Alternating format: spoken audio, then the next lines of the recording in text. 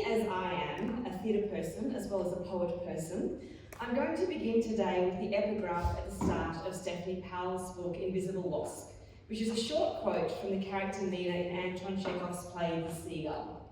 Nina says, "I'm a seagull. No, that's not it. I'm an actress. When I think of my vocation, I'm not afraid of life." Oh, Nina, I have such great fondness for Chekhov. Side note, some of my plays have been called Chekhovian for the way they explore the frissons of life. And I particularly love this play and Nina's passionate, naive, insecure, honest searching for who she is. I love that Steph selected this quote for her book. A quote from a play by a character, a quote that is both a philosophical inquiry and a love letter to and about art. The quote and Steph's mercurial, clever book are both alert to a shifting and never settled balance between artifice and deeply felt experience. And by the way, I think the word artifice can get a bad rap as seeming to be like something fake, but I use the word in its essential sense, from the Latin root words ars, art, and facere, to make. To make art, the doing, the act, the work of it. We want art to be constructed, to be about how things are formed. Artifice allows for the gap between our lived, often reactive and certainly uncontrollable lives and how we might make sense of these lives. Reading Invisible Wasp brought to mind for me another of my very favourite poets and books, The Bee Hut by Dorothy Porter. In both books, the titular buzzing insects speak of something that can't quite be named or even properly seen, but is there thrumming under our efforts to connect with others and to reveal to ourselves who we might be.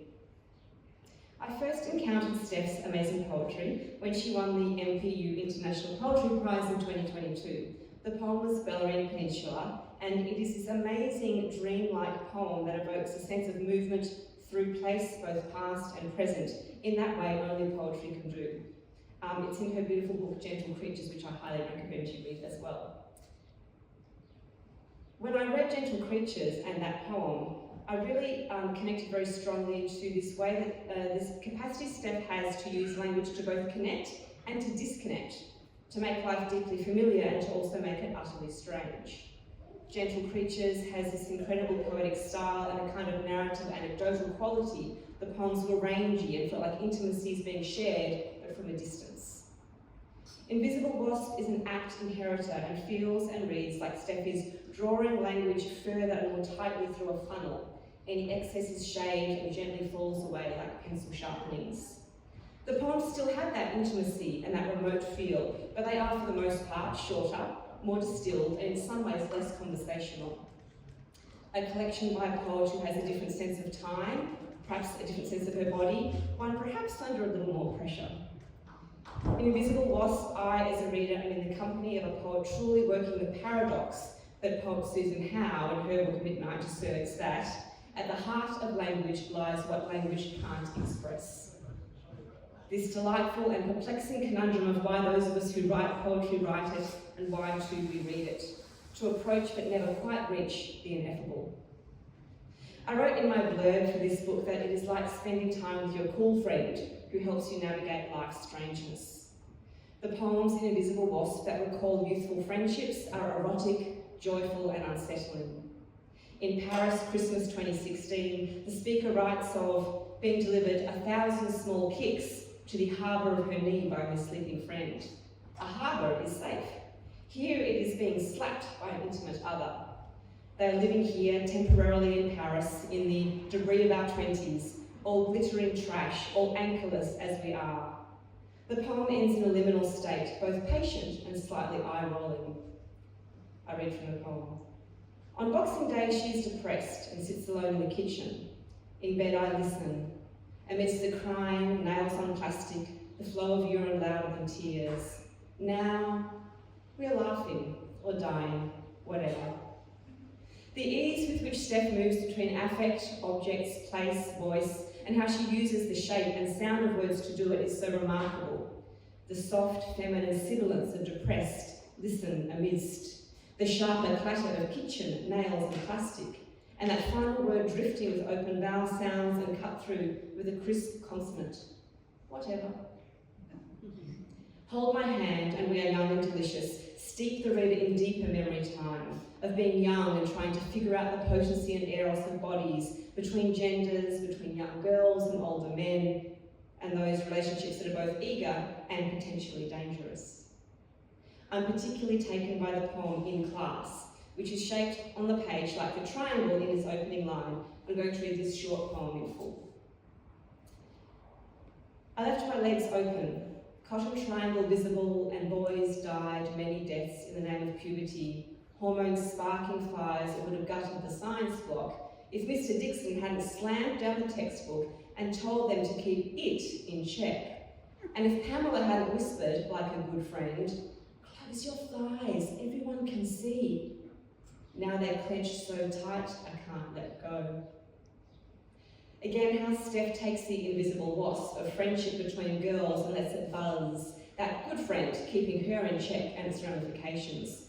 The brutal shock of being seen, being judged, the lifelong tight clenching women are taught to do, schooled by each other at such a young age. The pleasures, pains, desires, excesses and vagaries of the body are woven deeply through this collection, writing as an act from and through body. The body is something to live with and contend with. Some poems evoke that deep familiarity, the flippant, urgent yearnings of teenage girl and young womanhood, the vivid sweatiness of childhood. Others are unfamiliar to me, but lead me to different knowledges, such as that of pregnant, childbearing, birthing bodies. In the poem Fertility Investigation Ultrasound 1, there is brutality in form and language. The poem is placed on the page in tercets, each short line declarative with capitalisation. Brackish womb, misfiring, the report notes. Age, 35, with heavy metals in bloodstream, poisoned waters. Childless, behaves differently, next to by choice or without choice. The collection flows back and forth through time, memory and place. It's not a literal chronology, and yet something in its sense of body, particularly the birthing body, does build throughout. And the final section, Flaked, carries the reader through a series of visceral, sharp and startling pregnancy poems. These poems brim with biological imagery, with fish and figs, peaches, mouths and tongues. Steph uses words to burrow inside the reader's body and toss us all about. As here in the poem, Pregnant, Eating Oranges Tastes Like a Family Holiday, where a caring American cradles pressure points on the speaker's wrists. Like a mother, splash them with water, still wearing my vomit. And the poem's speaker held an orange wedge between my teeth like a mouthguard, juice broiling my lacerated throat. The final poem in the collection, Notes from Greenland, delivers the most extraordinary landscape of a pregnant body. A crater had opened in the middle of my back, sparse towns and villages resisting shoals of black pebble and gravel up along the spine, the coast, the sea spitting from endless channels, lungs blowing air in the shape of chandeliers. Here, Steph's poetry is that which Matthew Longenbach exhorts the poem must do, which is to be an event that happens on the page, rather than a recounting of an event that happened prior to the page. Which brings us back to artifice in its essential essence. These poems are crafted with precision. They are events of language and form in themselves, not simply recollections or anecdotes. The poems in this collection are deeply human, but they're also strange and at times alienating. There's a strong sense in the book of how alien it is to be human, to be trying to be with other humans.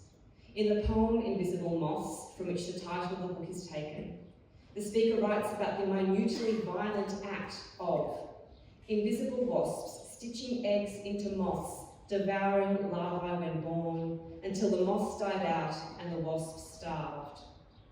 And the peculiar and particular intimacy of a marriage, the daily humdrum reality of laundry thrumming with this invisible something, this unease. I fold, you refold, we repeat, surrounded by unseen insects eating themselves to oblivion. Wonderful. In Marinara, another poem about the exquisite agony of domesticity, the trappedness and the routineness, I find great comfort. That my own malcontent and unease and sudden pricks of annoyance and also weird pleasures are okay too. As with many of my favourite poetry collections, Invisible Wasp is a self-help book, for those of us who maybe think we are too smart for self-help books, but of course we all need help. I'll finish by reading this one stanza from Marinara, in which the speaker is stuck inside on a rainy day, making partner coffee in the next room. Up there, a crustacean smile of sky, glimpses of pure lobster, curdling, meaner than anything. These 5 lines are doing so much. The red of a crustacean sky, which is, normally in literature, blue or grey, the glimpse of pure lobster.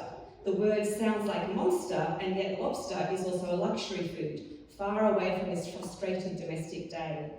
It's mean too, almost mocking what we inside down here can't have, and yet it is the doing, the making of pasta sauce, the repetition in the poem of the rain, not being able to walk the dog, go to the shops, how ordinary, Sisyphean human tasks, our marinara mix, are both rare and utterly common.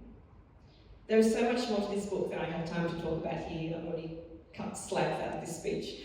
There are pops of geography and history, a kind of eco-poetics as part of everyday life, of what is always underneath and around us, in our wake, tapping at us to notice that theme of today of attention. I really love this book. I know it will find so many readers and provide them with the same familiar, strange, surprising and unsettling self-help quality that I have found.